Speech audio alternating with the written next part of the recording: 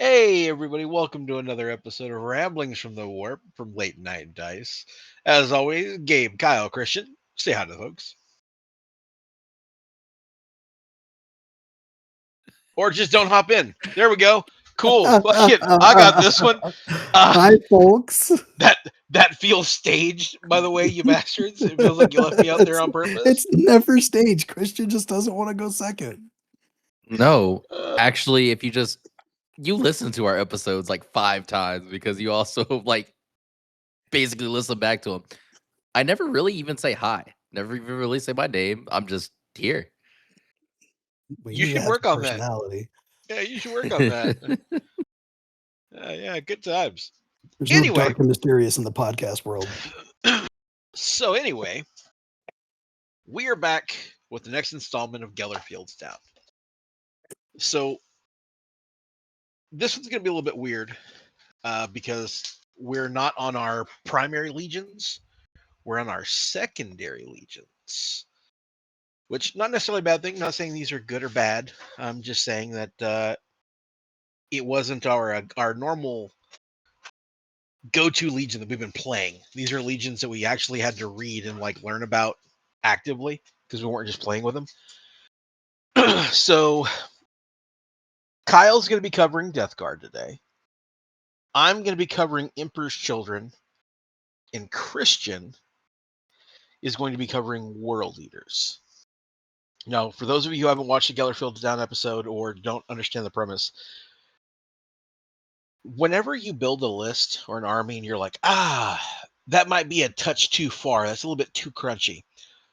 Well, that's what Gellar Fields Down is. We're gonna do the too crunchy part, and we're gonna lean into the crazy. And some of these are literally pie in the sky list ideas or army ideas.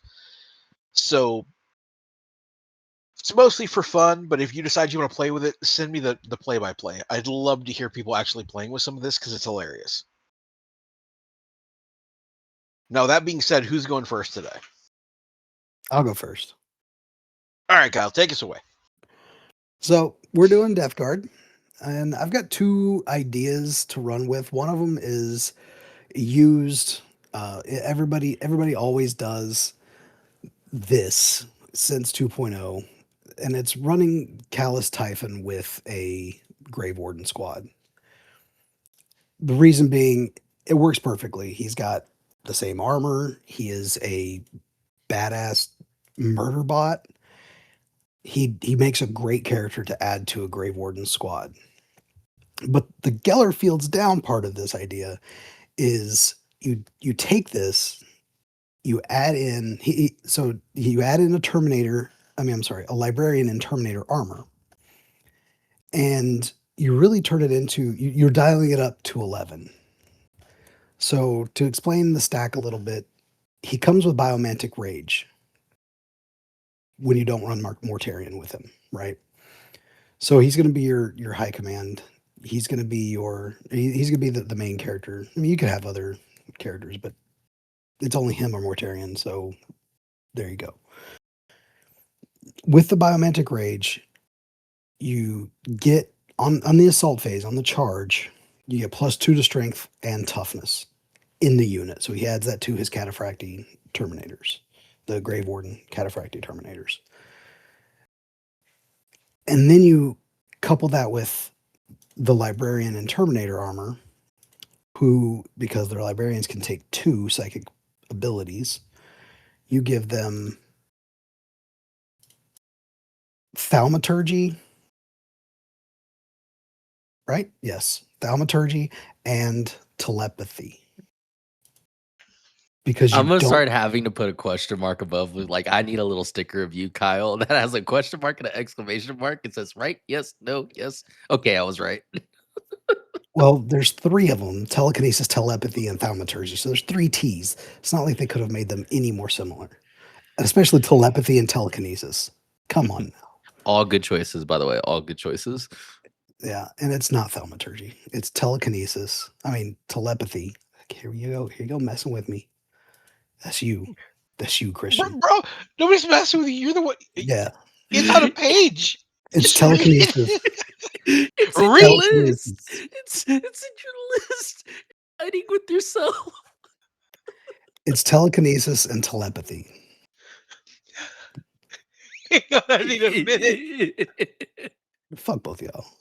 I'm not laughing All at right, you. all right. I'm laughing at the fact that I do the exact same thing the first time I read through like somebody else's list. I'm like, okay, this, wait, yep, okay, that, yep, wait, hang on, wait, what? And I go back through the whole thing. Like I'm just hearing the out loud version of the arguments I have in my head. I've Okay. never said that I was the strongest person at Warhammer, okay? So you give them telepathy and telekinesis. What that does is it adds to the fear, or adds to the fear factor of this unit. Quite literally, the telepathy gives the unit fear 1. So they're going to have fear 1 on the charge, or because you're charging is fear within 12 inches. So everybody around them is going to be feared. They have the strength and toughness buffed. And then you can hit them with the immovable force psychic weapon from the librarian. 3 shots, force firepower, so you can double that with a force manifestation. Range strength 6, AP 4, damage 1. That's not even really the point. The point of that is it comes with pinning 2. So if you're within 12 inches on this 18-inch range, that's pinning 2 with a fear 1 on top of that. So you're probably going to pin them, which means when you charge them with the +2 strength, +2 toughness, Grave Warden, Callous Typhon squad, they're going to be at initiative 1. The enemies are. So your power fists go first at the same time.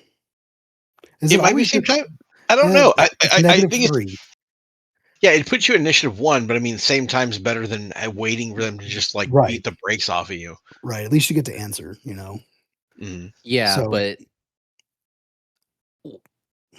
what's the protection on this, Kyle? Like, even if y'all attack at the same time, what protection do we have over them? what do you mean? What do you mean protection?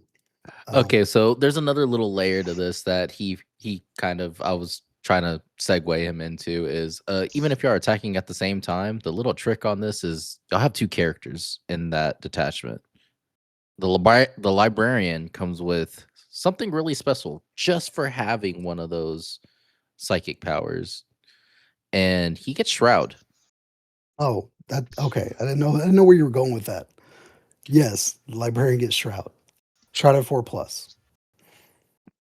So if you do need to take some damage without losing people, you can throw it on the librarian who has the 4 wounds and 2 ups, 4 up saves with a 4 up damage or 4 up damage mitigation shrouded roll. That's so spicy. That's And, crazy. and no, shrouded damage can't be mitigated using against melee weapons. Against ones inflicted by melee. Well, no. But if you get shot at. Well, one is if you get shot at, you can do that. The other cool thing is you've got extra layers of protection built in with those psychic powers. Because you also have force barrier, so you can give the unit a 3-up shroud if you need to. Yeah, during the volley or a shooting attack. Yeah, so you've got a character that can kind of absorb some pain if you're getting shot normally. Then you have the shroud against volleys and such. And then in close combat, you've got biomancy with being +2 toughness. Like that in and of itself is pretty crazy. Yeah. So Not only that, you also have challenge protection in a way is you have these 2 characters. You're always going to be accepting the challenge with Typhon. So everything else that's not in the challenge is just with your librarian who's already cleaning up Well, everything else. there's room for the librarian to accept the challenge if he's an even match or even a better match, and just let Callous Typhon destroy the squad that they're on. You know what I mean? also valid. Also valid. Yeah. Yeah. You have He's got a force different sword layers on already, layers. so Yeah. Yeah, it's not like he's a slacker when it comes to a melee fight either. And if So, for yeah. some odd reason you didn't use your prime benefit, did you use your prime benefit yet? No. If you just make the librarian a paragon of battle. Yeah. Yeah. Prime unit. Yeah. Paragon of battle. Now he really is a beat stick too. For sure. So and him and Callus Typhon will go first if you're going against a pinned squad anyway. So yeah. So that's just one way to like twist the knives on the Doom squad that already is normally run with Callus Typhon. Just throw in a Terminator armor librarian. And what's really messed up is this isn't exclusive to Death Guard. You can do this with any legion. Librarian, Terminator librarian, give them the telekinesis, the telepathy. Got it right that time. And hammer away. You know what I mean? So it just happens to work work really well with a character who already has biomancy, so you don't have to take it, or biomantic rage, so you don't have to take the biomancy. But that's the one idea I had. Would you like to add anything to that hasn't already been added? No, I think it's a good way to make a Doom squad. I think part of what's also a layer into that also is when you have other weapons in your army that cause statuses, you can kind of dance that librarian up there with the protection of the Death Shroud. Or I'm sorry, the Grave Wardens. Grave Wardens, wrong Terminators. You can kind of skirt him up with those guys and just project that 12-inch aura of fear, which is going to help you with your other statuses. Whether it be heavy bolter batteries or graviton weapons or panic weapons, anything else you're hitting them with, if they're within 12 inches of that librarian, you're helping those statuses land home. So you're actually generating this aura of potentially boxing people out of being scoring units or putting people on statuses, which in and of itself is good because it's not like you're going to kill an entire unit of Grave Wardens. That's a high calling. Right. Especially if they have all the tricks and all the toughness that you've given them. So I like it. It's a pretty good Doom unit. Yeah. The other idea that I have with the Death Guard doesn't involve Callus Typhon. It involves Mortarion. And it goes back to the sire of the Death Guard special rule that he has being the Primarch. So in case you haven't listened to my breakdown of my Spiritus Legionum of the Death Guard, his special rule says that on the first turn of the battle, each time the controlling player makes a shooting attack with a unit that has the Death Guard traits, a unit of only Death Guard trait, and a fire group has a firepower characteristic of 11 or more, that fire group adds the pinning 0 special rule. So that's a lot of word salad, but pretty much what it says is if you have a Death Guard unit, not infantry unit, so it can be a tank, can be a vehicle, can be a dreadnought, and they have a fire group that has 11 shots or more, you get pinning 0 in the first turn. And where you can really lean into that is by going heavy on the attacks. Rapier battery crew. The Gravis bolter battery, heavy bolter battery, right? That's 8. You get 2 of them. That's 16 shots. Boom. Now it's suppressive 2 and pinning 0. So you've got 2 statuses from one shot or from one fire group. Disgusting. Yeah, it's pretty good.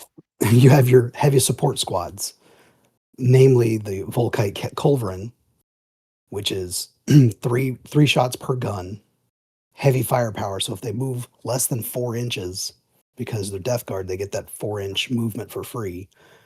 They can still keep that heavy firepower and get 4 shots each.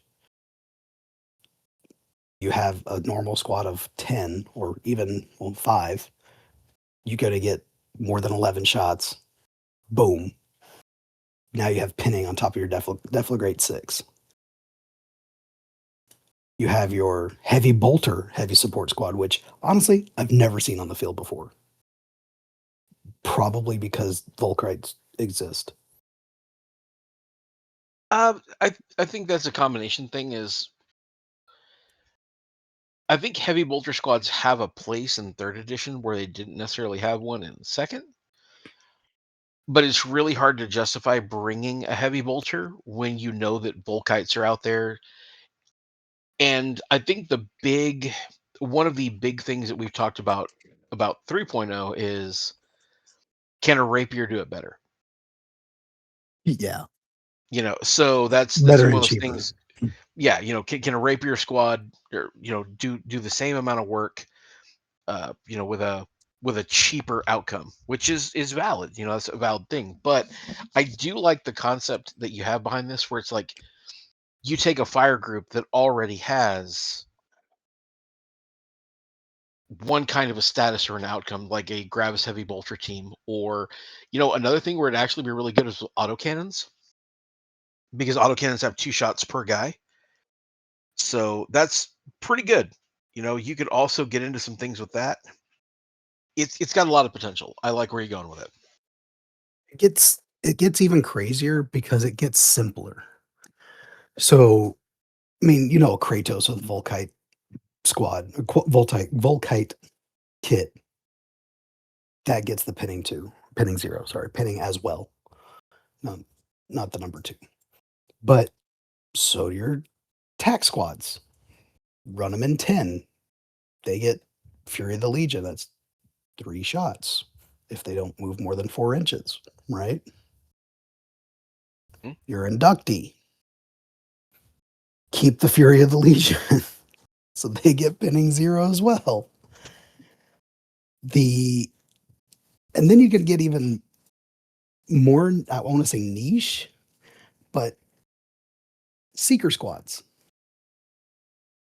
They're Kraken bolters, have 2 shots. You can choose which bullet to use. So a panic 1 bullet, a breaching 4+ bullet, or suppressive 2 bullet. You take 6 of them, so it's going to take an extra guy, not just a 5-man squad, but an actual 6-man squad to get above 11. Only 123 points, so it's not breaking the bank. And you're going to get pinning 0 on top of the suppression or the panic. Really good at putting a status on a tack squad that's sitting on the home objective Well, on the enemy. and there's also a double down on that, because you have precision on Yeah, precision Seekers. 4+, right? So So you you got to can, take out that Vox. yeah, you can take out the Vox or take out the Sergeant, or both, depending on how hot your dice are, Yeah, and kind of not exponentially increase that. I like that. right. That's clever. Yeah, so you can, and you lean into it really heavy in the beginning of the game, of course, but it's not like losing the pinning is going to make these squads suck. You know what I mean? You're still going to get usage out of a 6-man seeker squad, out of a Volkite Culverin squad, out of a Rapier battery crew. Like, there's still plenty of utility around having these people on the field. So you're not losing in order to gain. Yeah, You know? this is the only tactic that I think in the game, thinking out loud, that I would be hesitant to let them go second. Because you're already moving forward, you're already trying to get your points by getting on objectives, and then you just have these Death Guard units that are probably storming out of like land raiders and stuff, putting pinning on you, so you're not scoring anything next turn if you don't Right. shake that status. And then if they do tag you, you're fighting at initiative 1. Right. So like it's a big charge to make your army slow, because Death Guard is people say they're slow, but in this edition, rhinos make everything faster. Like this is Yeah. I definitely mean, the addition of delivery systems. yeah, technically lowering your speed to only 4 inches is kind of slow, but there's a lot of benefit to only moving 4 inches. You know, Well, and I And think also, I think didn't even mention this. Grave Warden squads with the toxin bombs get 3 shots each. So even your Grave Wardens can pop that either on the shooting attack or on the volley and put them out pinned. well, so and here's another really funny thing about that. Putting a status on a squad also removes them from being a scoring unit. Right. And I know that there's a lot of guys out there, like the number one argument I get when I talk about this, and this happens a lot. I'll say, yeah, I'll put a status on them and they won't be a scoring unit. And the guy goes, I got boxes, bro. And I'm like, you've got as many boxes as you have characters. If every single thing on the field got pinning 0, I hate to break it to you, homie, but you're about to be taking a shitload of pinning tests. Right. Like, because you're right, your Inducti kept their Fury of the Legion, and moving under 4 inches, if we're talking bolter math, and that's what we're talking about is bolter math. 2 shots at range 24, 3 if it stood still. So 4 inches or less. All of the deployments that are used in Horus Heresy put you at maximum 24 inches away from your opponent right off the bat. Unless you deploy off the line, you're at 24 inches. So be prepared to take pinning tests on anything you deployed on the line. Also, speaking on the Nuncio boxes, where we could get people to understand here, I'm not saying it's a must, but if you're putting a lot of faith in your Nuncio boxes and we're stacking like 4 or 5 tactical units with them, fill out your command squads, please, guys. I'm seeing people take 4 tac squads with 4 Nuncio boxes and then only have like a high command and a centurion. Well, and Kyle kind of These nailed are it on the cheap. head. Kyle kind of nailed it on the head earlier. He's not doing just pinning. Yeah, you Your only your shark box, one of them. yeah, your box will let you clear off like 1 status per turn. So if he gets lucky and puts more than 1 status on a scoring unit, fantastic. And we're still only talking about the main guns that he's disclosed so far. There's still tanks and other things that are going to cause you to do some tests. He was talking about the Gravis heavy bolters being suppressive to base and then that pinning on top of it. Well, you also have to hope that he didn't kill enough people to trigger a 25% route test. So at a certain point, you're talking 3 statuses potentially. Now, you may not fail all of them, but you're going to take 3 of them, and probably 1 or 2 are going to stick. And so it's just playing the law of averages, right? This is the same argument that we've talked time and time again about. I don't care how good your armor save is, show me 90 of them. It's the same thing with statuses. I'm glad you've got great soft stats. Give me 4 of those tests. Give me 3 of those tests. Give me 2 of those tests. Multiple tests. Eventually something's going to stick. And And I guess like what? that idea. And guess what, guys? If Kyle hits you with 3 statuses and you pass all 3 of them, and you're like, "Yeah, I could score. I could wear this," Kyle just goes, "Well, I still have Mortarion." Right. And you still got fucking Mortarion. Yeah, so that's the craziness that I saw that just off the surface. I mean, like I said, I'm not the best at this game, so I'm still learning, and that stood out to me as like, wow, if you just stack this and this and this and this, you're gonna be making people throw up at the table. I like it.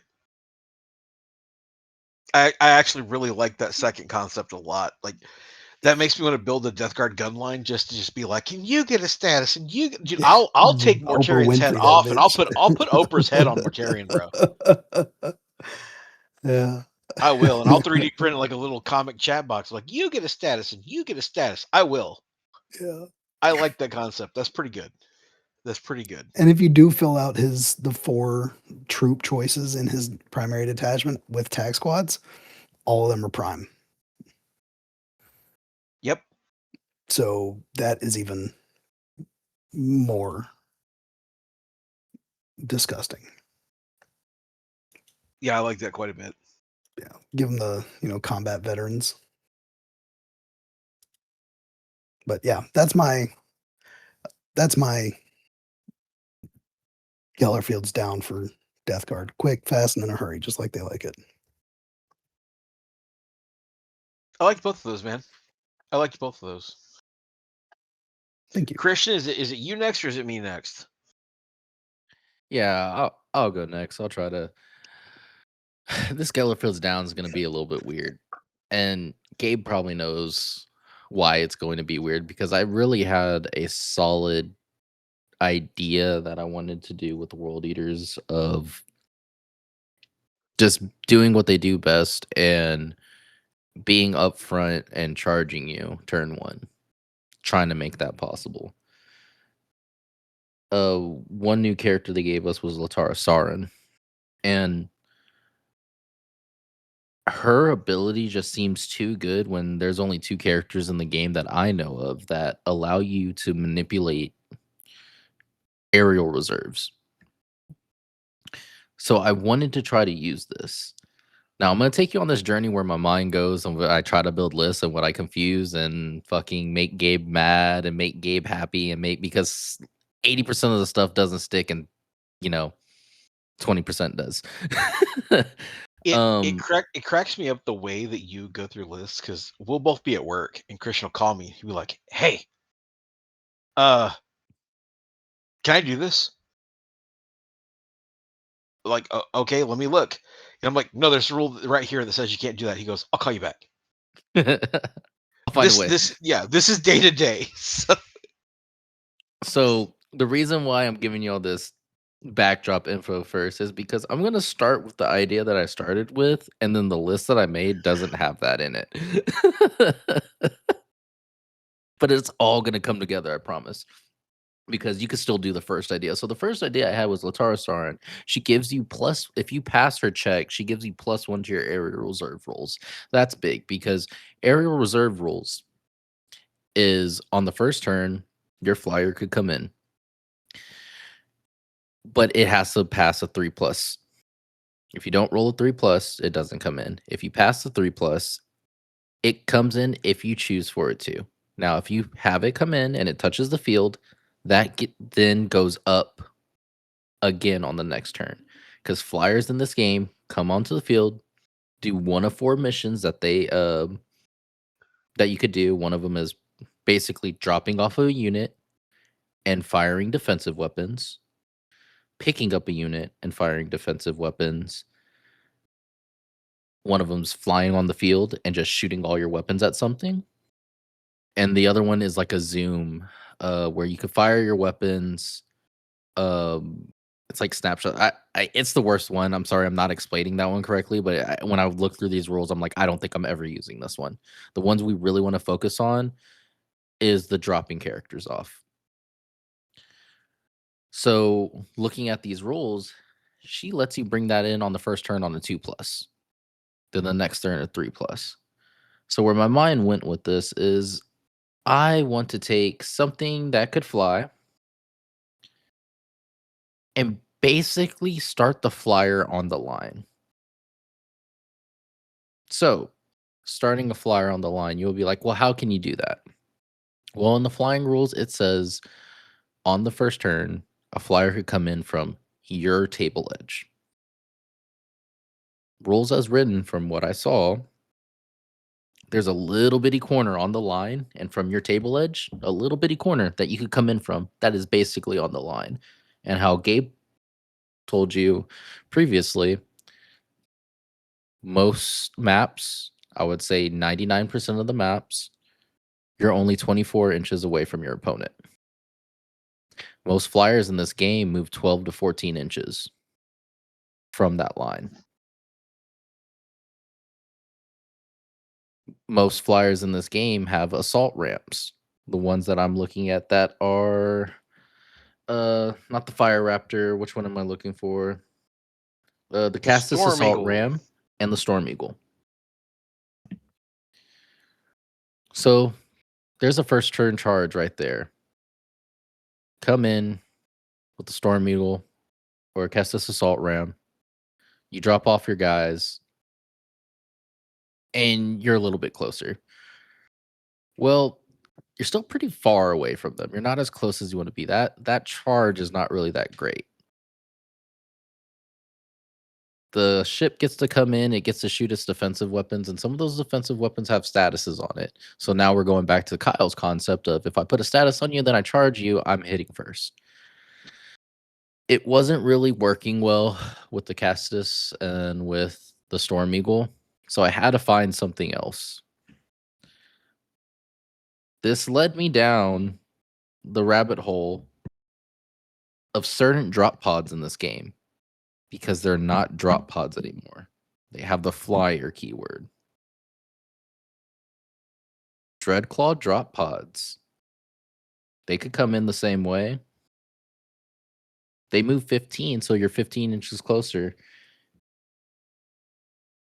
And you could still do what you need to do, as in charge, go forth with your rampagers, whatever you want to put in there, and charge on the first turn. So everything is charging on the first turn. Then we could get a little bit spicier. Let's do the Charybdis Assault Claw. Let's now throw a Dreadnought in there. World Eater's Dreadnought, double fist, siege claws on them. You're ripping up any tank you touch. You throw flamers on those. Now you're not only are you charging them, you're throwing panic on them. If they don't pack the panic test, back to initiative 1. You're still at initiative 4. You're striking first. And because we're world eaters, don't be afraid of losing the +1 attack from having double siege claws. You get the +1 attack on the charge. That Charybdis Assault Claw could take a Contemptor or Leviathan. At first I was going with the Leviathan because they're Because beefy. why not? It's a Leviathan, man. Everyone has a Leviathan. Everyone has a Leviathan sitting somewhere. They gave them out free in basically one of those boxes. I forgot what box it was for 3.0, but there was one in there. 2 of those boxes. 2 of them, yeah. But me and Gabe got to talking, and it was one of those things where Gabe was like, "Well, you love Contemptors?" I'm like, "Yeah, but this is Leviathan." He's like, "They're not much different, bro," and he's right. I don't know what, like, I guess the weapons, if you want to take heavier meltas, like cyclones and stuff like that, but the survivability is basically the same to me. You get 1 more toughness and 1 more wound, I believe, right, Gabe? That's correct. Yep. So that was the drop pod idea, and through reading Latara Sarin, I was like, well, you could take 2 drop pods in your list because the +1 is per model. I need people to understand that about flyers, because there were some people who were saying your flyer comes in, it's at a 3, and then the next one comes in, it's at a 4. No, those units have separate modifiers for when they get the pluses. So even if yours doesn't make it in, that's something we're going to have to keep track of. So if you have 2 drop pods in your list now, she affects one of them, but at least on the next turn, you can still go from a 2 up and a 3 up. So 2 drop pods dropping 2 Contemptors is where I want to go with that. Now, I get it. That doesn't sound too crazy. That's not really Gellar Fields Down.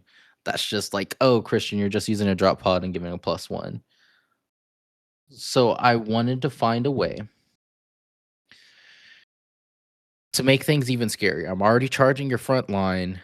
What can I do and drop on first turn on the backside of your army? What can I drop behind you that will scare you enough to where you're saying, I got rampagers and dreadnoughts coming from the front end. What can I drop in the back end? And everyone's like, well, you can't drop anything on the first turn. So I had to go and I had to find the Master of Descent. I'm looking at the Master of Descent rules, and I am trying everything to find something good to drop in your backfield that you're going to be scared of and you're going to be terrified of. I couldn't find it. And Gabe said something one time, and we're making a totally other list, and he brings up these weird looking guys that I even had to ask him the lore behind, because I was like, what are these? And they're Thalax. I was like, Gabe, I need to get these in a list. And he's like, why? And I said, well, these guys are infantry and anti-grav, and they're not automata, which is weird. And he was like, what does that have to do with anything? I'm like, they could be taken with the Master of Descent. And Gabe was like, Hold on, I'll be right back. I gotta look up something. So we Yeah, checked all this. 100%. I was like, nope, this shit's getting fact checked. 100% getting fact checked, So and he's right. So one thing that you could do, this is any legion too, but I brought this to the concept of the world eaters because it's just devastating in their hands. If you put a Forge Lord and a Master Descent in your list, the Forge Lord will unlock you the Thalax, the Legion Thalax, and the Master Descent will unlock you being able to deep strike on the first turn. For 250 points, you could have 6 Thalax, all with multi-meltas and melta bombs. You don't even have to take the melta bombs. You can save yourself 30 points. These guys are T5, 3+ armor save, 5+ invuln, and you have a free Master of Descent with them that could take wounds for you if you want. They're not automata, so they could react. I think a turn 1 6-man Thalax unit, I don't know, dropping behind your Vindicator, shit, maybe even your Kratos, there's a potential to one-shot anything in the game. And where that gets crazy, if we're thinking about points in the game, that's a unit that almost guarantees you first strike in every game. Because Deep Strike allows you to go anywhere on the map, 1 inch away from anything. I don't know a lot of things that could survive 6 guys with multi-meltas. That's where my mind's going with that concept. All I can hear is Drax from Marvel. Like, I'm going to shoot him in the face. Do it. I can take it. No, you can't take it. Yeah, for sure. Because not only do these guys are gonna get their melta because they're in half range, they're gonna get their shots off. They're 24-inch range and melta 8. So yeah, man, just be prepared if one of them goes through. That's 6 damage, and they're strength 8. Most things in the game on their back armor that people take in mass are T10, T11. Yeah, this unit is crazy. I don't know why more people aren't. Well, hopefully, I know why more people aren't taking it because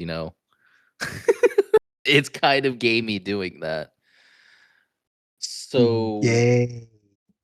now I have to find a way to make the Forge Lord work because now I have a Forge Lord in my list. Put him And next to I don't. Kratos's. No. So the Flyers weren't kind of jiving with me because they could only move so much and you can't really do anything out of it. And now I have this concept of thinking of, well, I have first strike locked up as point. That's 4 points you're just going to get guaranteed. I would like to say every game, 90% of the time, that's a guaranteed first strike. Well, how do I deny first strike from my opponent if I don't want that? And Gabe knows I love Contemptors, so I'm like, what could carry Contemptors? What has enough umph that it's going to survive and could shoot almost like a Kratos? I want to say I think the most slept on vehicle that I would like to see people take, but I understand the terrain, the map you play on, that's going to determine if this is good or not. This is why this is a fever dream that I want to see on the table. I want people to start taking Mastodons. Yeah, the silence in the room was like, okay, you lost me. Why a Mastodon? If I'm dropping 6 Thalax behind you, what can I put in a Mastodon that would scare people? This thing has transport capacity of 42. In the list that I created, I could pack that thing with 4 Contemptor Dreadnoughts, all with Graviton guns, Havoc launchers, and paired Power Fist. That's scary to think about because that's not everything I could take in there. I could also put 2 10-man Rampager squads in there. These guys are all sitting in there. If you go first, good luck destroying the Mastodon. You're going to push up towards all this. This Mastodon could move 10, is assault ramp. So my World Eater units that are fast, like the Contemptors, are getting a free 10-inch movement from the Mastodon. That's an 18-inch move Dreadnought. That's 4 18-inch move Dreadnoughts that are also going to get a +4 for their pilot, or not pile-in, sorry. I'm thinking of older editions. What's the word I'm looking for, Gabe? I always get this. The setup move. Yep. See, you got there. That's a 21-inch movement. Now on the charge, because we just said we're 24 inches away, I only got to roll a 3. That's scary to think about. It's pretty gross. Yeah. And then the Mastodon's not so bad itself, man. It has a siege melta array. It's only 12-inch range, but you're going to want to throw this thing at people. My question to you is, and I know this kind of goes against the rules of late night dice, but how much is all that going to cost point wise? Kyle. Never ask the points. Kyle, you don't I tell know me the that's points. the rule. I know, but I gotta know. Like that's got to be like half your army. No, so that's the funny thing is. Well, let's talk about the weapons real quick on this Mastodon. The Mastodon has basically no, because we could get into that. This Mastodon has a siege melta array, which is 4 damage before the melta. Strength 10. It's heavy strength, so this is actually strength 11 because this is a super heavy, so it's always going to get that unless it has a status on it, so that's important. It's a blast template. It's a 5-inch blast template with melta 6 on it. So if I'm in half range, this is a 5-inch blast marker that's going to do 8 damage. It has a Sky Reaper battery that's 48-inch range, 6 shots, strength 7, AP 4, 2 damage. The AP is not that good. If they fail some dice, though, Terminators are dying. To say that to the Mechanicum or True. Yeah, true. Yeah. Guard, And then this Mastodon could be kitted out like the Kratos. It could take 4 las cannons. It could take 4 flamers. It is a mini Kratos in disguise. Well, I can't say mini because it's bigger than the Kratos. It's right. It's the Kratos. Yeah, it's the Kratos' big brother. But yeah, so you're saying how much does this cost? Well, I could tell you, I built a 3,000 point list. And in this 3,000 point list, this is what I came up with. You have Karn the Bloody. You have a Forge Lord.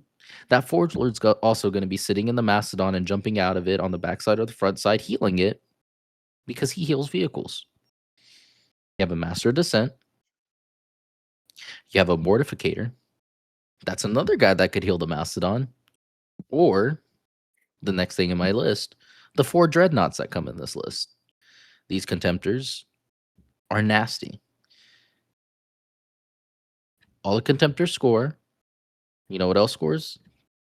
The 30 tactical, or the 3 10-man tactical squads that I have that could fit in, that I also fit 2 Rhinos in.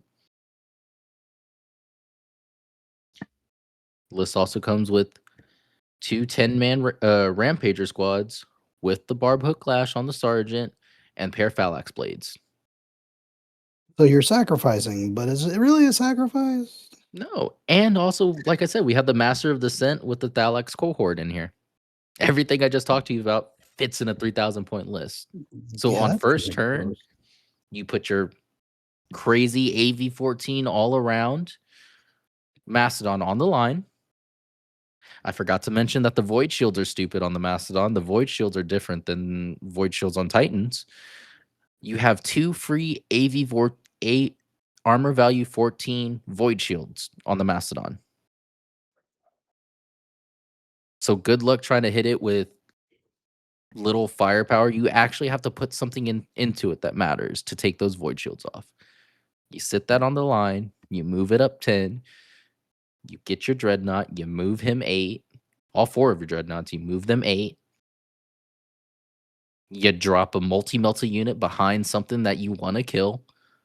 And now you're attacking on 2 flanks, and everything in this army except the Mastodon and the Rhinos are scoring. So one thing that I saw you do in your game when you were testing the Mastodon, it's so big you could have one unit jump We out on figured. one side, another unit jump in from the other side, and then jump out on the other side like it's a fucking black hole in Portal. Yeah, They it's move, they still move, they get a free 8-inch move. yeah, it's still a vehicle. So what I did in the practice game to see if this was even something I wanted to talk about is this was one of the practice games where you got to set up the objectives, and 2 of the objectives were not that far away from each other, about the size of a mastodon. And I jumped out one of the tactical squads and one of the rampager squads, and I was playing against Blood Angels, and they came towards me with actually a Primarch Sanguinius. And as he got closer to my tactical squad, I was like, "Oh damn, I forgot this is a vehicle. Let me just use a reaction and hop back inside of it." So I scored on my turn. He tried to come towards me. I jumped back to the Mastodon. Then on the next turn, they hopped out and they just jumped on the other the other objective. Like The other the side. Mastodon, yeah, the Mastodon is huge. It's like like you said, it's like a little tunnel that I could get extra movement. Not only that, you could play around with the idea of the Mastodon also just being a big wall. I remember using some awkwarders, and I was just like, oh yeah, I could hide the awkwarders behind this.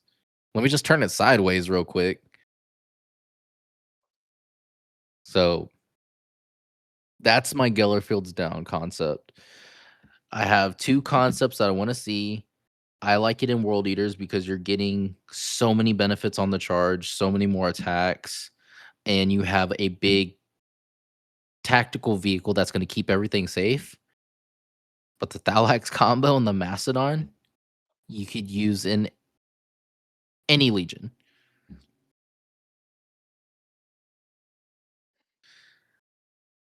What do you guys think about that? I know this is I probably think like your it's first time hearing all of the little yeah. intricacies that I finally came to making this World Eaters list.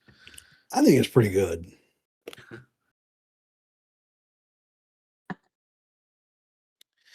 Yeah, and for Duncan out there, because he was like, yeah, people are sleeping on Red Hand Destroyers.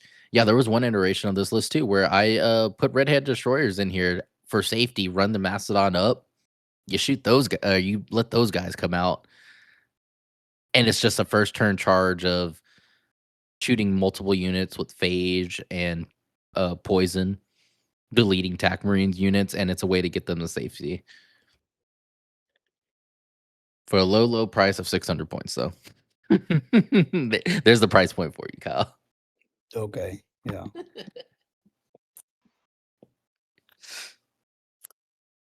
Okay. Okay. Mine's gonna be one of those like we gotta try to get where I'm going on this. No, I was asking your opinion. You didn't even give an opinion on that. That's what I'm saying. We're getting there. Oh, okay. I'm sorry. I thought you were already just moving on into your Gellar Fields. I was like, God damn, he just has no opinion on this. Every I time feel Christian either way on this. Christian pitches me an idea, it's always when I'm at work, right? And so I'll be like elbows deep in a machine and be like, "What do you think about this?" I'm like, "Wait, go back 2 sentences." And he'll say it again, and I'm like, "So if you do this, you do this." And he's like, "Yeah, that's my idea." So when I listen to Christian's ideas, I think they're fantastic, and I think they're always coming from a place that wants to make it exciting and fun. So I do really, really love it. But I also think that this is wrangling hamsters on cocaine. Yeah. That list is gonna be high speed, low drag. It's that that song from that comedian, it's a little bit of everything all the time. So I would be excited to see, one, the list, and two, how hard it would be to pilot it. Oh, for sure, because you're just gun ho on the first turn. You're like, Yeah, you're full send with no back button. yeah. There's no start. It's full. That's why I picked the World Eaters to do this one with, because it's full madman, just go ham charging at stuff. Yeah. I think it'll be a fun list. Definitely, it's one of your unhinged like fever dreams. But I think it'd be really fun, and it would definitely stretch the boundaries of what you expect from a World Eaters list.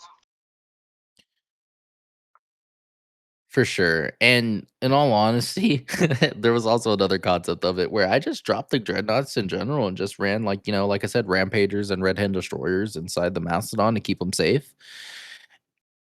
And I just put another Master of Descents and another Thalaxian in there with multi-belts. So the first turn, I'm like, here's one. Okay, did you deal with that one? Okay, turn 2, automatically. Don't have to roll anything. Here's another one. Right in your back line. Over here, and another one. Exactly. I was about to say, when he runs this army, I need to give him a DJ Khaled shirt. I like it. It's a cool idea.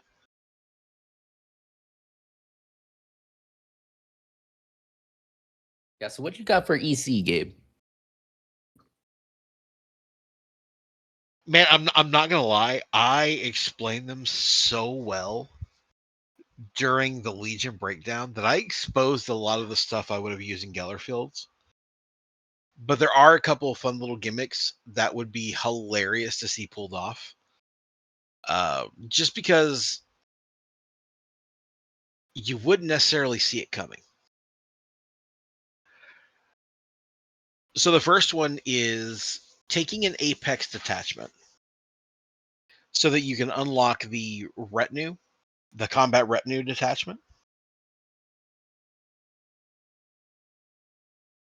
You can make a Praetorian command squad that can reliably kill high commands in challenges. So here's how this works. A 6-man Praetorian command squad, kitted the way I have it kitted, comes out to 272 points.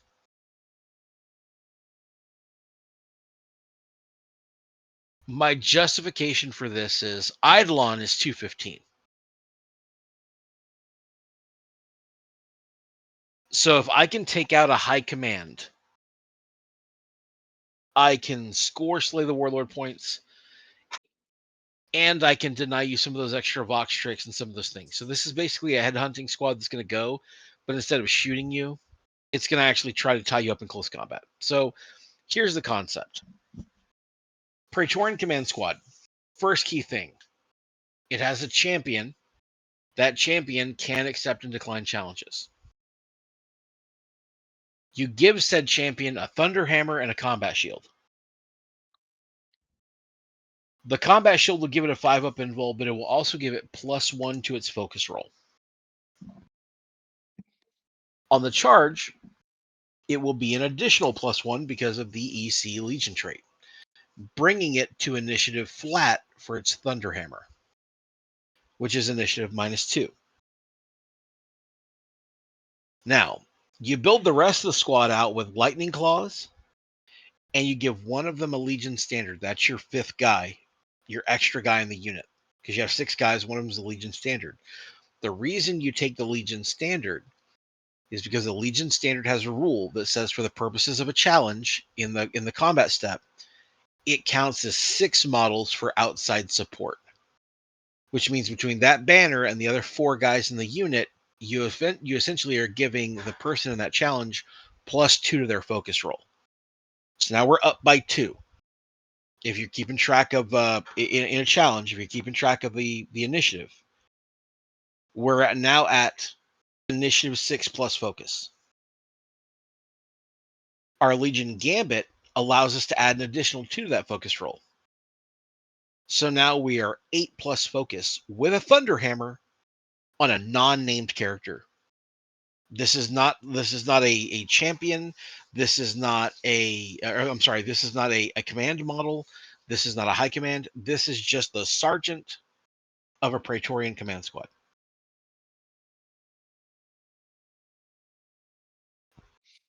If you take that retinue in the combat retinue detachment, they are a prime unit. So you can give him Master Sergeant, which makes him weapon skill 6 with 5 attacks at base initiative 8 before the focus roll on the charge in close combat in a challenge.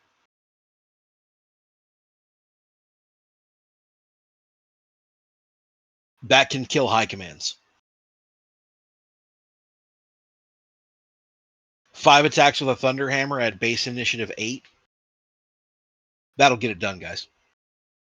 Yeah, I'm slowly. If it ain't a shooting army with statuses, I'm slowly like trying to find out melee armies, and initiative is just golden in this edition.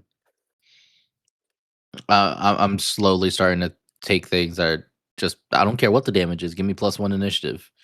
And you're talking about putting like freaking stacks on stacks of initiatives on here, so I like it a lot. And that So is there's just kick in the teeth when you look at the points versus a real high command. Well, so you're thinking, so this is a 272 point investment, but what you've also gotten out of the squad, and I rolled the dice on this for a while to make sure that I could do this and actually be effective. Paired lightning claws on a Praetorian command squad is 5 attacks per person. And those attacks are at AP3 with rending 6 and breaching 6. So good. And I'm still initiative +1, so I'm going to fight before most people. And all of those guys are also weapon skill 5. So not only am I able to take on the high command, but I can fight his squad too.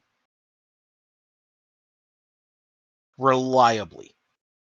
Yeah. I rolled the dice on it even with Terminators. And funny enough, the Terminators I used for my test were Grave Wardens. I can reliably kill 2.5 Grave Wardens with those Lightning Claws. Consistently. That's pretty good. And again, 272 points, right? So if we're going to ride the train down, and by the way, these guys do have jump packs. So these are movement 12 squads.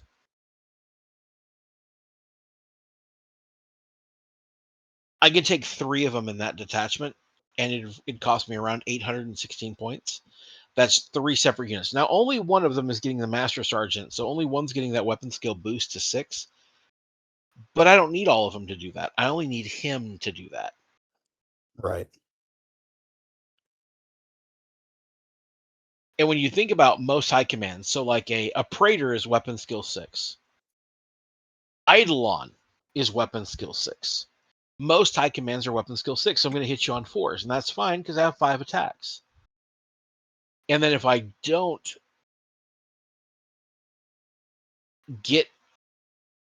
kill you in the first combat, now I'm going to take Fury of Blows in the next one and just let the attacks overwhelm you. So Christian and I talked about this for a really long time the other night. I think it was about a 3-hour conversation about, is it better to be fast or better to hit hard in a challenge? And we've come to the conclusion it changes dynamically. Sometimes it's better to hit hard, and sometimes it's better to hit first. If I'm fighting something like a Primarch or a really crazy high command with Eternal Warrior, the damage doesn't matter as much anymore. It's about the speed. I need to be able to hit you before you hit me. Yeah, because the Eternal Warrior just negates your damage. Correct. So it doesn't matter how hard you're hitting. If you're not hitting with 3+ damage, it doesn't make a shit. But if I can hit you 5 times and make you take 5 invuls, I'm going to get a couple of pieces of damage in there. I'm going to piecemeal you out a little bit. Now the other the other Gellar Fields Down idea that I had for this army, man, it's not It's not very imaginative, but if you learn how to use it correctly, it's crazy. So Palatine Blades. Something that's missed often on Palatine Blades is everyone sees Palatine Blades and they're like, oh, so they fight with a power sword that has Duelist Edge and Breaching 5+. Duelist Edge only matters in challenges, right? Does someone agree with me? Yeah. Yes. Okay, fantastic. The whole rest of the unit can take whatever power weapon they want. Only the Sergeant needs a Palatine Blade because he'll be the one doing challenges. Okay. So let's talk about what dumb really, really looks like. If I take 5 of those guys with Phoenix Power Spears, this is a 5-man unit, and I can't stress this enough. It's 210 points for 5 of them. But the Sergeant will be able to fight in challenges with a Palatine Blade. That'll be Strength +1, Duelist Edge 1. He's +1 initiative on the charge. So he's going to fight at initiative 5, going to fight before most people. Phoenix Power Spears are initiative +1. And they're Strength +1. They're AP 3 with Breaching 6+, but they also have impact damage. Which means on the charge, those Power Spears are hitting at initiative 6, at Strength 5, with damage 2 and Breaching 6 up at AP 3 base.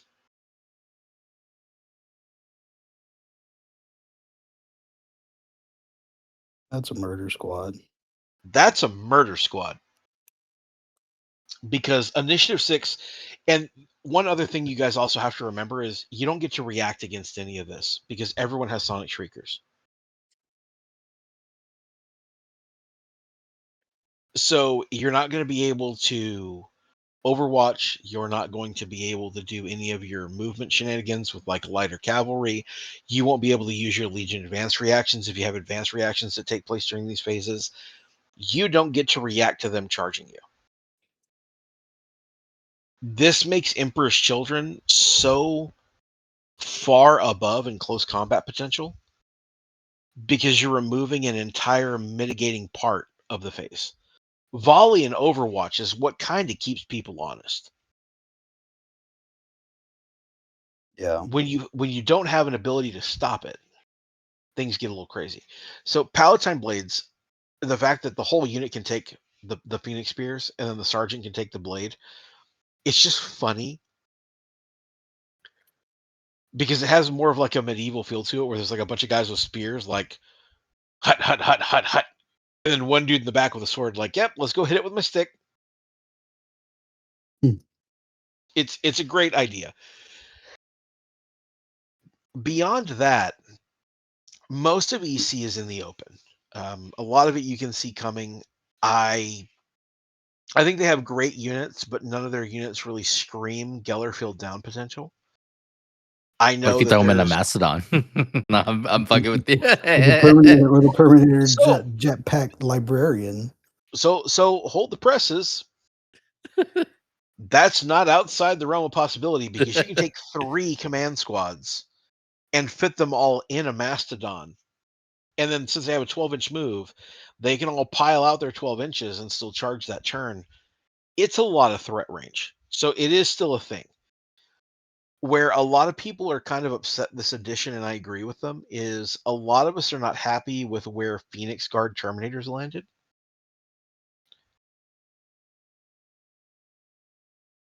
Phoenix Terminators feel a little underwhelming for me. They're still good. Don't get me wrong. They are a good unit.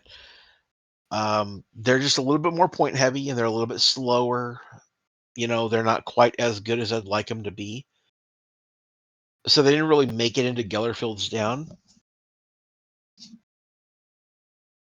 Yeah, I'm gonna put this out there, and I keep on saying it. And you hear me? You could count as many past podcasts. I keep on saying this.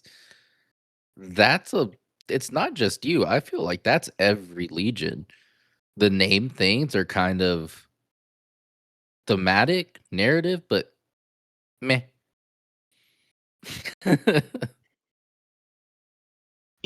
And like what I think I like the most about Emperor's Children, if there was an overarching theme of Gellar Fields Down,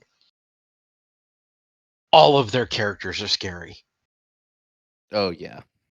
So I sat here and looked at it and I was like, okay, what's the creepiest thing I could come up with as just like an individual character that could go out and like go ham?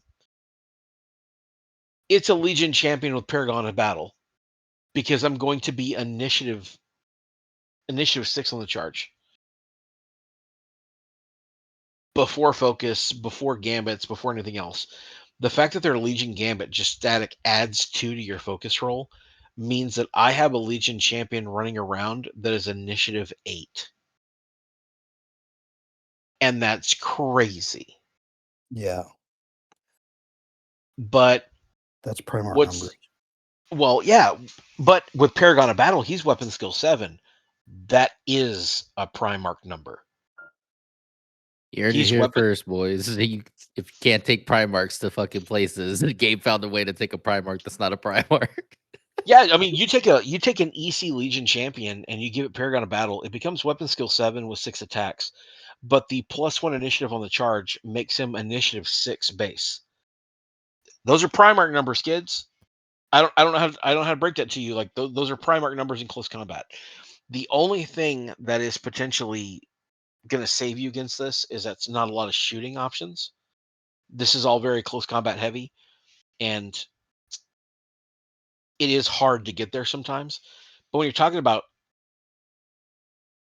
speed 12 models, or even in this case, a speed 7 model, you can take a Legion champion with a jump pack. And the increase is only 30 points. Having a speed 12 model with the Primarch line in close combat, worth it. Worth it. Yes. So your setup move is still like a 5 or a 6, right? Because you're speed 12 with an initiative like 7. Well, so that initiative, it goes off of base initiative, right? So the way it'll work is you will be calculating off of the base initiative, which ends up being initiative 5. So your movement 12 plus initiative 5, it puts you at 17, I believe. I think that's a 5. I think it is. I think you're right. Yeah. So we're still talking about a 17-inch threat range before the dice roll. Hmm. So yeah, absolutely, I agree with you. Yep, the It's setup it's move is a it's 5. I just yes, checked it's it. Yeah, it's crazy. yeah. I think you've got to get like over like you got to get like 20 to make it to a 6. So you get these really crazy close combat numbers out of fairly cheap units. A Legion champion with a prime benefit with a jump pack is 135 points. That's a weapon skill 7 model that has critical hit 6+. I just want to point out Eidolon is at weapon skill 6 with 5 attacks at base initiative 5. So you are out punching one of the stronger high commands that are out there. Don't get me wrong, there are some guys in other legions that are going to hold their own. But the fact that I'm getting that out of a 135 point model that won't trigger Slay the Warlord, yeah, pretty strong. Yeah, But that right there is the key. Won't trigger Slay the Warlord. well, so here's where things get a little weird, right? So we've talked about these Legion champions, right? So 1,400 points. I'm sorry, no, 1,200 points gets me 3 Legion champions with jump packs and 3 6-man Praetorian command squads. Kitted the way we talked about.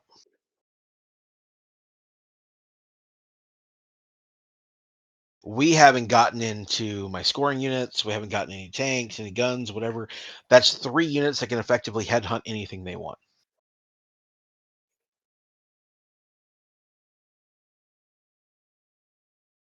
you can take,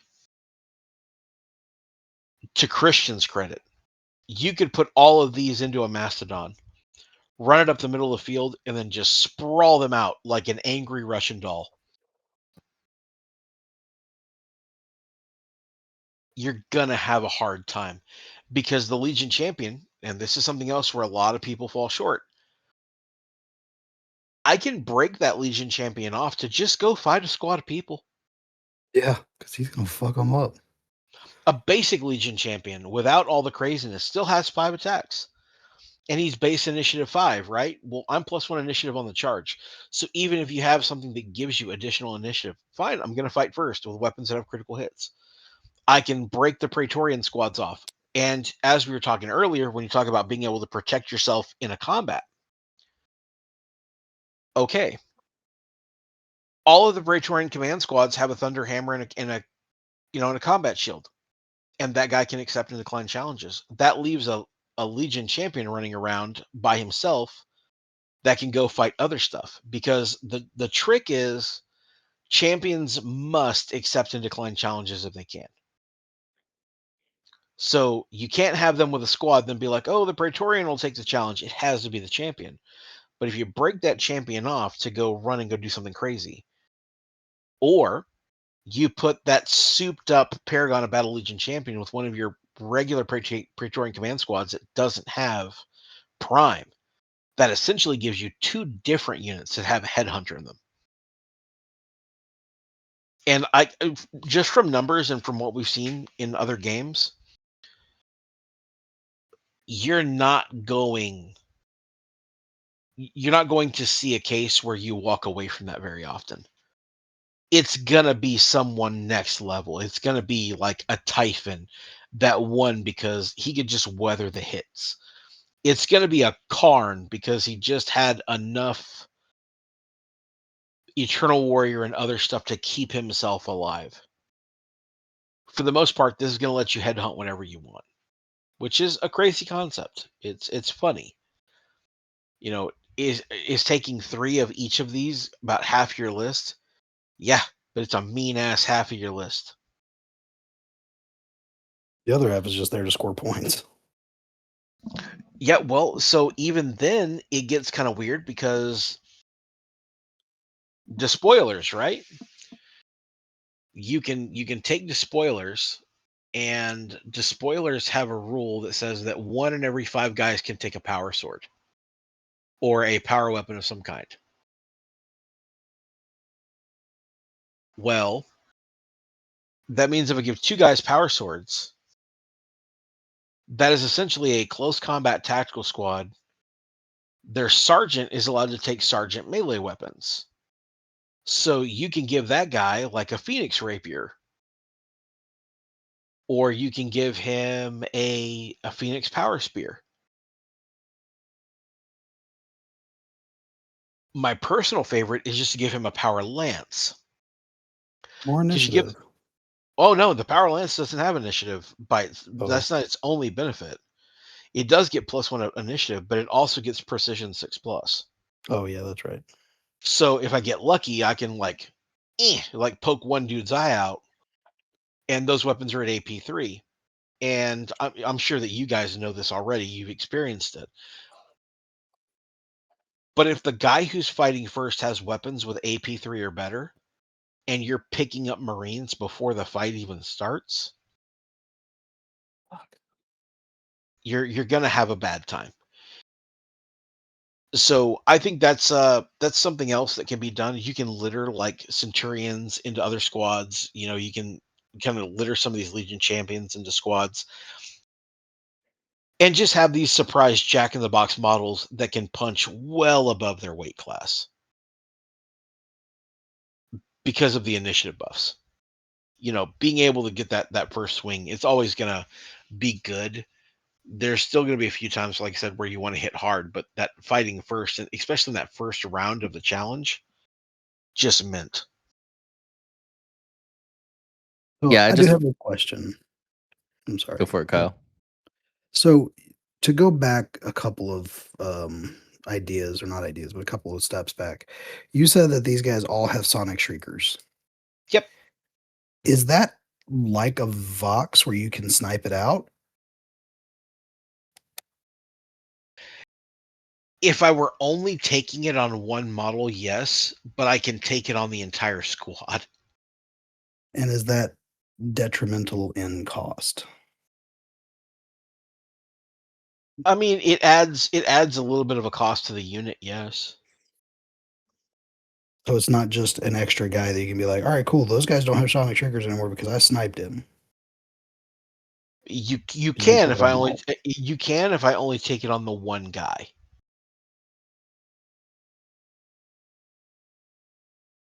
Okay. Yeah, but I'm gonna be honest with you, Kyle. Even if you had one of them with it and you sniped it out, let's think of the reactions you could do. Yes, the shoot back probably. Well, he's not going to shoot you. He's going to charge you. So volley fire. You try No, to for run me, away I've got from him with psychic a. reactions. Well, okay, Stone. but I'm saying out Yeah. just randomly. There's not a lot of options. Even if you snipe it out, he's moving so fast with EC. You're not going to run away with your movement shenanigans because there's only 4 movement. What's that to a guy that's movement 12 with a 5-inch setup? So the only really thing you could do is like volley fire. If because I don't foresee Gabe going, let me shoot at you so you can shoot me back. I don't think volley's not a reaction. Well, so there's another little like cheeky thing that Ember Children can do that I think I actually missed on the Legion breakdown, which I didn't talk about their advanced reaction. Their advanced reaction is hilarious and so terrifying. So Christian, you were talking about you hop out of your Mastodon. Yep.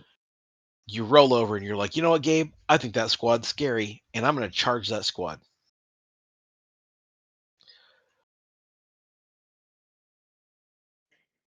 When you say that you're going to declare a charge against me, I do my advanced reaction, I roll a charge roll, and I charge you instead.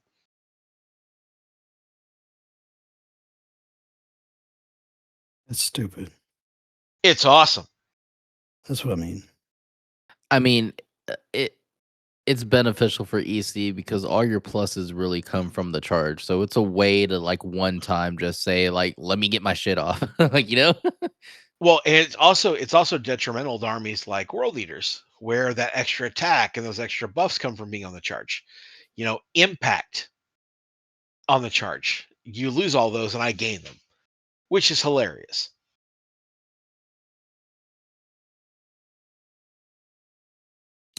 Yeah, that's pretty good. I like that. But Is this another one of those lists where I've got to have it like really fine dialed in? Yes, but it is also going to be hilarious. Also, yes. well, the funny thing that I'm just sitting here while we're all rambling about our list, and it's like Kyle went first and had some crazy concepts about statuses and biomancy and all these crazy psychic powers. And I have this kooky ass list where I'm like, I want people to take Mastodons because you could charge out of them and do shenanigans and start on the line, get first turn charges. And then Gabe is like, I'm making super units. It's funny to me because I feel like Gabe gave y'all half a list and then you could pile Kyle's idea, my idea, and Gabe's idea in an EC list, and you just have all this charging out of Mastodon with librarians that are paragon of battle with biomancy, with plus initiative and plus weapon skill. It's actually kind of funny. Like you could take all 3 of our ideas and just put it in the EC list, and it'll kind of be like it'll kind of go crazy. You can. You can. I mean, because it all looks like it's funny because these all kind of layer together pretty easily. Yeah. This And, has kind of been the theme of 3rd edition that we've talked about, is how things kind of layer together. I do want to So- reiterate, though, that if you do that, or if you do any of the stuff that we talk about in Gellar Fields Down, you better be prepared to go home with as many friends as you showed up with, or less. Either that or you're paying for a lot of drinks. Yeah. A lot of You drinks. got to bring a beer budget. Yeah, last time when we went to TXO, I showed up with Kyle and Gabe, and at one point, I thought I was just gonna show up with Gabe because they were like, "Who wants to play who?" And there was only 2 guys left, and I looked at Kyle, and Kyle said, "Fuck that, I'm not playing you." And walked the other way. I did. I sure did. So you could lose your close friends too. Ugh, I silly think nerds. honestly though, Christian, you're right. If you mix all 3 of these into one EC list with the librarians and the mastodon, like A librarian with a champion with biomantic rage just charging at somebody. Like, yeah, that's ugh, that's bass gross. I think it's funny because like Christian is the type of guy like I sit here and listen to him. It's like when we were early on in the edition, he would call me with these weird, crazy questions like, "Gabe, does a dreadnought count as a unit?" I'm like, "Yeah, of course it does. So can I join that unit?" "No, Christian." "Damn, so I can't get biomancy in my dreadnought?" "Why does it need biomancy, Christian?" And he's like, "I was just asking." These are the questions like that was the motivation behind Gellar Fields Down was I was like I part of it was they're fun to talk about. The other is like to give Christian a place to put these ideas. Like Well, taking that's the reason I took this Gellerfields down to a different area of instead of just like telling y'all the good stuff, I just wanted to show y'all how like my mind thinks sometimes when I'm putting stupid lists together and how like I would literally give Gabe a list idea and not even an hour later, he's like, "Damn, I got a call. I'll call you back. I'm at work." Gabe calls me back and he goes, "Oh, so you were talking about oddly enough, so you were talking about drop pods and Leviathan and coming off that." I'm like, yeah. We're past that now. We're on a Mastodon. Yeah, it was like I remember when I was having that conversation, I was like, "Yeah, so you're talking about doing this and this. That's really awesome. Hey, let me call you back. I got a tech calling me." And then I hung and I called him back and he's like, "So let me ask you about mastodons." I was like, "Holy shit, that was a coin flip." We went from like drop pods to mastodons. And as we were talking about it, he was like, "Do you think?" And I was like, "No. Whatever it is, no. I don't think at all. Like whatever it is, no." And he's like, "No, I think it'll be hilarious." "Do you think that this rule says this or this?" I'm like, "It outright says this." He goes, "That's what I said. I just wanted to make sure before I said this next part." And I'm like, "Okay." Then he'll say the next part, and I'm like, "Calm down." But it works. Up the fucking presses. Run that by me again. Oh man, like I feel like one of those people on like a TikTok, like you're doing too much. That's so But it does open some crazy possibilities. The more we think about stuff like this, the more that it also helps in our normal list building, I think too. So yeah, I can't wait till we get to the crazier ones like Night Raptor. I mean, like Night Lords, or I was thinking Night Raptors because that's Duncan's list of nothing but Night Raptors. Oops, all Night Raptors. Right? well the next three that we've got is Christian's got Sons of Horus. Kyle, you're gonna take Night Lords, and you better I'll do them try. justice, or some people are gonna beat you with sticks. And then I've got Alpha Legion, and I read through like the first like paragraph of Alpha Legion, and I stopped and I was like, the Gellar Fields Down for Alpha Legion is gonna be out of this fucking world. Yeah, I read up on Sons of Horus and Alpha Legions because I really do like them a lot. And me and Gabe were having a hard conversation of who's gonna do what. And it was funny because Gabe's like, I don't know. And I was like, which one do you want? Do you want a crap load of name characters and command slots and elites? Or do you want a crap load of I could take anything with crazy concepts that could go anywhere? So that was pretty funny. Well, I think that And I was brings like, it I'll to take a Night Lords, and you guys are like, okay, special. well, no, like the only reason I say that is because Night Lords they're really fun and they have a lot of potential, but they are a little bit more complicated. They're Okay, not so quite Thousand Sons complicated. They're more like who left this skinned human being on the front of this rhino complicated. So I have a question. Mhm. If not Night Lords, then who? No, definitely the Order's good. The Yeah, order's good. Definitely the I'm Order's like, I good. had no idea because I'm like, oh, I chose Thousand Sons because I like them and I know them, and I chose Death Guard because they're easy and I know them, and now I'm like, well, I have no choices. All of my choices are difficult. I swear if we get some Night Lords and cows, like, so these dudes are super cool because they got lightning, ka-chow. Oh, I'm gonna beat you with a Oh yeah, stick. it's happening, bro. You just wait. I edit the podcast. It's gonna have pictures of Lightning McQueen all over that bitch. Well, with that, I think we've reached the conclusion of today's episode. Hopefully, you guys, I'm not going to say liked this necessarily. I hope you enjoyed the inner workings of our minds. As always, thank you for being with us. If you try out some of these, please let us know. If you have some improvements on them, please let us know. We're always going to be hanging out in the Discord. As always, thank you for being with us. Thanks for listening to the episode. Happy dice, happy life. Fuck Erebus. We'll catch you next time. Adios.